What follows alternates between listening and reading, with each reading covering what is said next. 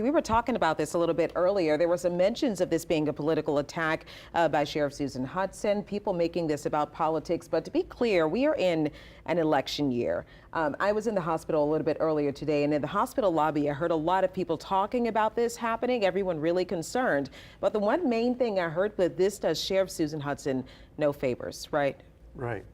Not at all. In fact, I could sum this political situation for her up in one word: disastrous. Right. It would be hard to imagine anything worse that could happen to her at this time. But, you know, she's doing what she's supposed to do now. But as you heard earlier from David Hammer and Mike Pearlstein and others, you know, why were there so many delays? The sheriff kept saying, well, we had to make sure, we had to double check. But the fact that she herself wasn't notified for 7.5 hours, that is the biggest question mark right there. And it's, you know, this, in terms of politicizing this, an event like this politicizes itself. Right. And I know that law enforcement, the NOPD, the feds, the state police, Troop NOLA, and the sheriff's deputies and the sheriff herself, everybody wants to make sure that people don't panic. But I have trouble, frankly, believing when someone says there's really no apparent threat. You have people, we don't know where they are. No, they could be in Texas, they could be in Florida, Georgia. You know, they've been out now for several hours, coming up on 15 hours. Right. And so, depending on what kind of help they had on the outside, because it's already been acknowledged that there was inside help and outside help. Did they jump into a car? Nobody knows. So they could be somewhere in the city, they could be somewhere in the metro area, they could be as far away as Florida or Georgia, Arkansas, Tennessee, or Texas. You know, it's so it is a fluid situation, as the sheriff said, but politically, this spells disaster. Yeah. Now, there's plenty of time to recover, but the election, the primary for the citywide elections is less than 5 months away as we sit here. So, but again, the politics of this situation are not what's most important. What's most important is capturing these folks, and that's what the sheriff is focused on. And there can be some redemption on her part if they're apprehended soon. But if, God forbid, if any of these fellows who escaped commit another crime that harms someone, that's going to be even worse. And I think so that's it's a something level of concern. that it would always be a level of concern about that. If it was just one person, there would be, I think, almost as many, if not just as many, law enforcement looking for that one person. Tracking down 10 of them poses a much greater challenge. And that's really the most important thing. The politics are collateral damage kind of thing, but we can't ignore it. Right. We really can't. No, you can't pretend that, like it's not there. And also you can't pretend like there have not been problems for the past several years happening at the Orleans Parish Sheriff's Jail. NOPD Superintendent Ann Kirkpatrick also, she stepped in to say that she was also concerned about the notification to the public. I think we have that up right now. Of course, it's concerning. Of course it is. But these are things that we can work out. The issue is more immediate than are we concerned. The issue is we need to notify. I've contacted even like the president of Cops 8 because we apprehended one of the escapees in the downtown district, which would be normal. But I wanted the business community to be specifically notified. They have their own networks. They can push information out as well. So we're doing what we can to notify our community. We don't want panic, but we do want people to be mindful and to be a partner with us. And if I You know, they say that they don't want panic, but you have to imagine, like I mentioned, listening to people on the streets, and when people get this story in real time and they're hearing about these escapees in real time, there was panic. There were people who did not know who they were. You didn't see a mugshot. They didn't know who exactly to look out for until hours later. So there has to be a better system in order to get the community notified for who to look out for. Yes, and I'm not taking sides on any of this. I don't know that there was panic, but there was certainly very high levels of concern, which is what we should feel. You know, the public should be concerned and they should be alert and vigilant. But you're right, to your point, part of what makes people scared, not necessarily panicked, but scared, is the lack of information. If they don't know anything about who escaped or what they were charged with or if they were convicted already, they don't know anything. And I'm an outdoorsman, and I go into the woods a lot. And you know what kills people when they're out in the woods and something goes wrong? Mm-hmm. It's not being in the woods, it's panic. Right. So we don't want people to panic. No one should panic. But they should be concerned. The information that's out there now, call loved ones, make sure everybody locks their doors and their gates and all those sorts of things, take precautions. And frankly, there should be a level of concern within 500 miles because depending on what modes of transportation, if any, one or more of these escapees had, they could be anywhere from central Texas to panhandle of Florida to Georgia to Tennessee and Arkansas. It just depends. We don't know. No, it could be all over the place. We did hear from Governor Jeff Landry a little bit earlier, Liz Murrill, and we're hearing from more state legislators who are also concerned about the way that the community was notified, not only about the way the community was notified, that this could even happen. But we said a little bit earlier that when things like this happen, sometimes we get responses quicker. Sheriff Susan Hudson has been asking for funding to talk about some of the inefficiencies of the jail. And do we think that as a result of this happening, we will see some changes? Oh, I think that's a guarantee. But to go back to your initial point, it is, and to the sheriff's, I don't want to say credit, well, to her credit, she's been sounding the alarm and attempting to sound the alarm. She mentioned that she wrote to the federal judge, and it could be the judge or the magistrate, because they're both, there's a magistrate assigned to that consent decree as well as a judge, and the magistrate has had the most hands-on experience with this.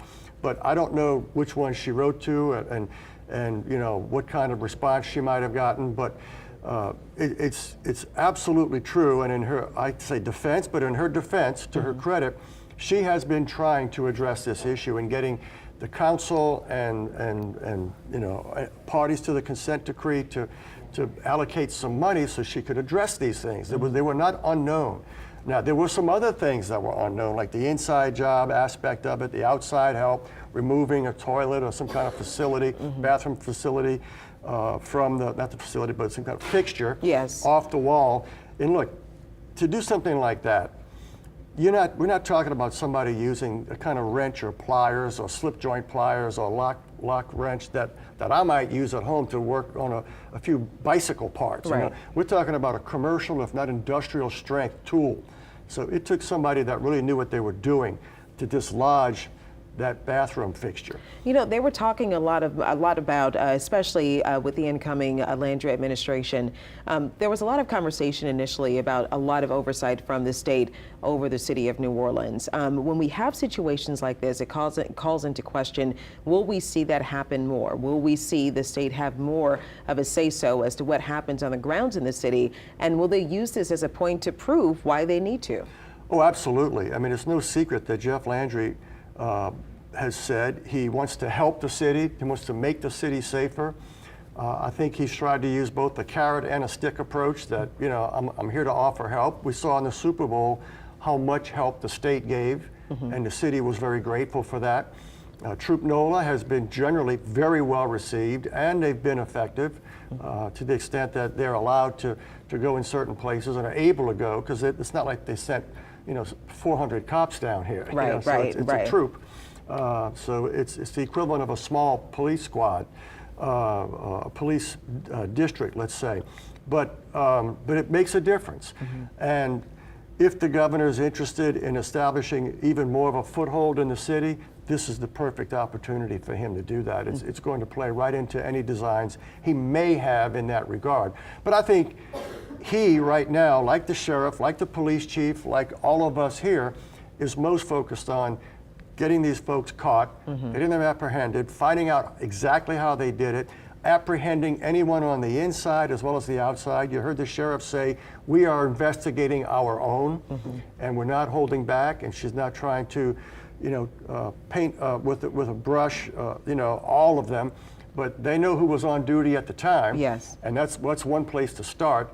And even then, she's not trying to accuse anybody directly or indirectly, but that's the logical place to start. And then from there, whatever they can find out from those who are apprehended, who on the outside was helping with this. Right, she and where are mentioned they? the deficiencies within the facilities, and I think that was the one that caught a lot of people off guard. A lot of blind spots, a lot of deficiencies, a lot of upgrades that are needed, and also the fact that they knew some of those who were being held inside of those facilities knew that there were portions of it that they could commit crimes at, they could get away with things at, and they took advantage of that.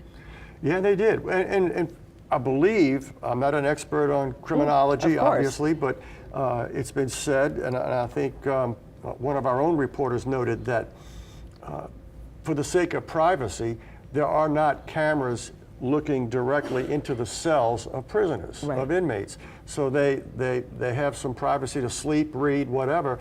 But, you know, depending on what level of crime they're accused of or have been convicted of committing, you know, that leaves room for lots of, you know, mischief, or to put it mildly, or additional criminality.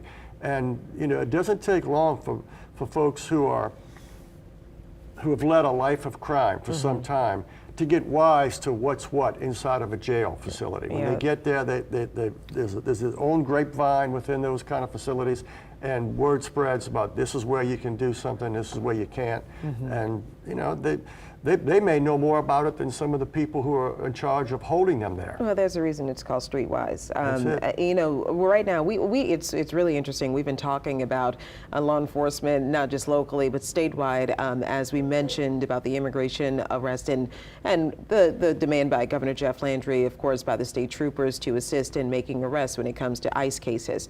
But we already know that we have both state and local and many different districts, a stretched thin police force. Right. And they're a little bit all over the place. So when you think about something of this magnitude, how fast do you think they can catch someone like this? And what are the tools that they're using in order to recognize some of those people? Like, for instance, the person that was caught in the French Quarter at the Mont Leon. Yeah, I don't know what led to that happening. It might just be someone who works at the Mont Leon Hotel was alert and saw someone hiding under a car and heard that there were escapees. Maybe the person had an orange jumpsuit on. I'm not sure, but somehow they got tipped off that there was something wrong there, and they were fortunately were able to capture that person. And it's going to take someone, it's going to take the public being alert and conscious about this, and just, you know, being a little bit apprehensive, but most of all, just keeping eyes and ears open and spotting things that look suspicious. It does help that now that the names are out and the photos, and obviously every one of those escapees who are still out there has a network of family and friends in the city or in the metropolitan area. And I'm very confident that police and law enforcement at state, local, and federal levels have already contacted them, because some of them may be among victims or potential victims, as well as persons who were actual victims of their alleged crimes. So those folks have to be on high alert, and they're certainly going to have their cell phones charged and be ready to just dial 911 immediately, et cetera. So it takes everybody. It's going to take, no matter whether we have a full-strength police department or one that is stretched kind of thin, it's still going to take members of the public being alert and vigilant and being ready to spot things and call it in if you see something that doesn't look right. Well, I know that at some point they will likely capture some of these escapees, and when they do get them back inside of the jail, what do we see the potential steps moving forward? Because I know that this is an investigation that could be long playing out.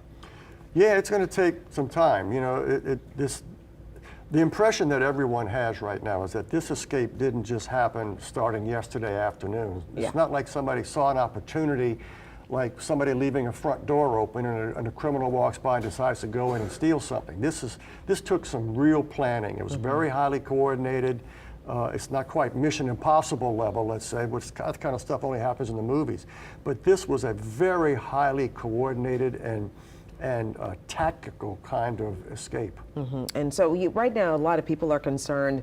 If you guys are just joining us, right now we're looking for 10 or 9 inmates, rather. There were 10 inmates that escaped from the Orleans Parish Jail. Looking at some of those inmates who are on your screen right now, get a good look at their faces. These are the inmates who have not been captured just yet. This is just 5 of the 9 that are still out there, with one of the inmates being captured and being back in custody. That person was actually captured on video as well as he was being brought back into custody. And I'm here with Clancy DuBos, who were talking about the political aspect of this, the fallout from this. Obviously, this is the most important case right now, catching everyone that did escape. But again, there will be political fallout. To say that there won't be political fallout, it won't necessarily. It's just something that You can't help you can't help but to say it. You can't help but to say it. So